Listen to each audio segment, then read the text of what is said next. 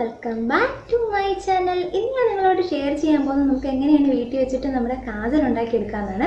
കാജൽ അല്ലെങ്കിൽ കൺമഷിയൊക്കെ എങ്ങനെ നമ്മളൊരു ഹെർബൽ കാജൽ ഉണ്ടാക്കുകയാണ് ചെയ്യുന്നത്. അപ്പോൾ നമുക്കത് എങ്ങനെയാണ് ഉണ്ടാക്കുന്നത് നോക്കാം. അതിന് മുമ്പ് നമ്മുടെ ചാനലാക്കിയിട്ടാണ് കാണുന്നതെങ്കിൽ ഒന്ന് സബ്സ്ക്രൈബ് ചെയ്യാനും ലൈക്ക് ചെയ്യാനും ഷെയർ ചെയ്യാനും കമൻറ്റ് ചെയ്യാനും മറക്കരുത്. സബ്സ്ക്രൈബ് ചെയ്യുന്ന സമയത്ത് ഒരു ചെറിയ ബെൽ ബട്ടൺ കൂടെ കാണാം. അതിലൊന്ന് ക്ലിക്ക് ചെയ്ത് നിങ്ങൾ ഓൾ എന്നുള്ള ഓപ്ഷൻ ഒന്ന് തിരഞ്ഞെടുക്കണേ. അപ്പോൾ ഞാൻ ഫ്യൂച്ചറിൽ അപ്ലോഡ് ചെയ്യുന്ന വീഡിയോസിൻ്റെയൊക്കെ നോട്ടിഫിക്കേഷൻ നിങ്ങൾക്ക് ഉടനെ കിട്ടുന്നതായിരിക്കും. അപ്പോൾ നമ്മുടെ വീഡിയോയിലേക്ക് നമുക്ക് പോകാം. ഇപ്പം നമ്മൾ കൺമഷി ഉണ്ടാക്കാൻ വേണ്ടിയിട്ട് ഇത് മുക്കുറ്റിയാണ്, പിന്നെ ശംഖുപുഷ്പം, പിന്നെ ഒരു നാരങ്ങയുടെ പകുതി, ഇത്രയാണ് നമ്മൾ എടുത്തിരിക്കുന്നത്. അപ്പം നമ്മൾ മുക്കുറ്റിയുടെ ഇല മാത്രമായിട്ടൊന്ന് പറിച്ചെടുക്കാം. പിന്നെ നാരങ്ങ മുറിച്ചിട്ട് ഒരു പകുതി എടുത്തിട്ട് നമ്മുടെ ശംഖുപുഷ്പത്തിലോട്ടൊന്ന് സ്ക്യൂസ് ചെയ്ത് ഒഴിക്കണം.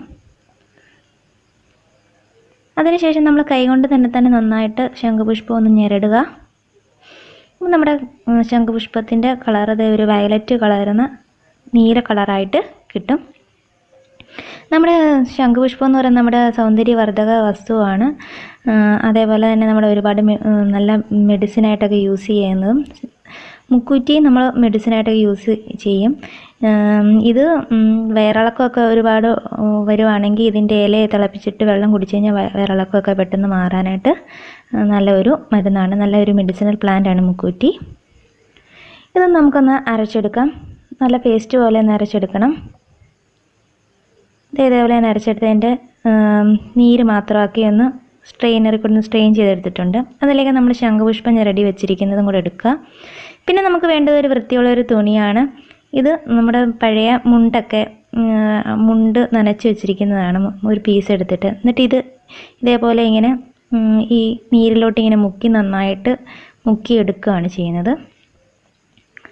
മൊത്തം മുക്കി ഇങ്ങനെ എടുത്തിട്ട് നമ്മൾ വെയിലത്ത് ഇങ്ങനെ ഇതേപോലെ ഈ തുണി ഉണക്കാനായിട്ട് വയ്ക്കണം.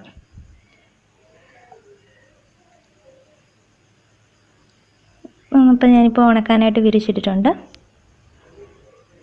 കുറച്ച് കഴിഞ്ഞപ്പം നന്നായിട്ടൊന്ന് ഉണങ്ങി കിട്ടിയിട്ടുണ്ട്. തിരിച്ചിട്ട് കൊടുക്കുക. നന്നായിട്ട് ഉണങ്ങി കിട്ടിയിട്ടുണ്ട്.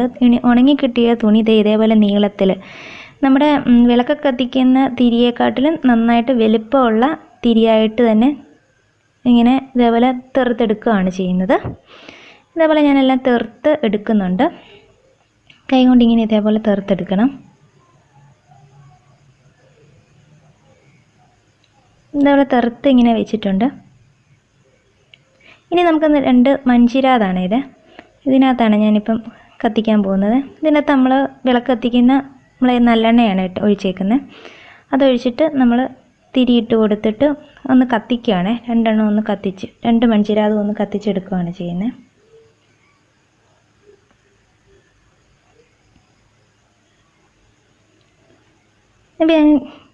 അതിനുശേഷം ഞാനൊരു 3 ചിരട്ടയാണ് 3 ചിരട്ട ഇങ്ങനെ 3 വശത്ത് ഇങ്ങനെ വെച്ച് കൊടുക്കുകയാണ് ചെയ്യുന്നത്.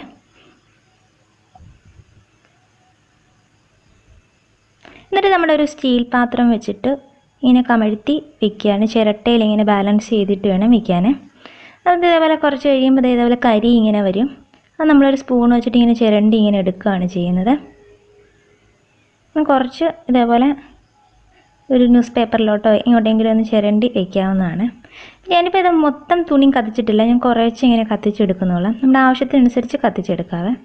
ഇപ്പോൾ എൻ്റെ കയ്യിലിപ്പം കത്തിച്ചതുള്ളത് കൊണ്ടാണ്. ഇപ്പം കുറച്ച് ഞാനിപ്പോൾ എടുത്തിട്ടുണ്ട്. ഇത് നമുക്കൊന്ന് മിക്സ് ചെയ്തെടുക്കണേ. മിക്സ് ചെയ്യാൻ വേണ്ടിയിട്ട് ഞാനിപ്പോൾ എടുത്തിരിക്കുന്നത് നമ്മുടെ ആവണക്കെണ്ണയാണ്.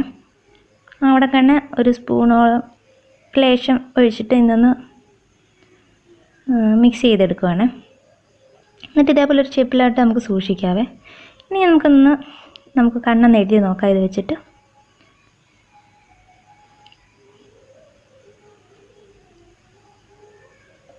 ഇത് കണ്ണെഴുതിയിട്ടുണ്ട്. ഇപ്പം ഇങ്ങനെ എഴുതിയിട്ട് കാണാൻ പറ്റുന്നില്ലല്ലോ. ഞാനതുകൊണ്ട് ഒരു തീപ്പെട്ടിയുടെ കമ്പിട്ടിട്ട് നന്നായിട്ടൊന്ന് എഴുതി കാണിക്കാവേ.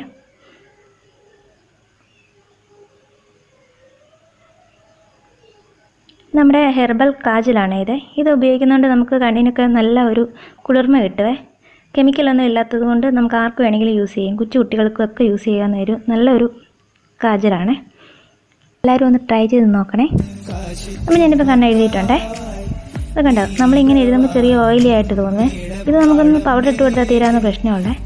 അപ്പോൾ thanks for watching. Love you all. Bye bye.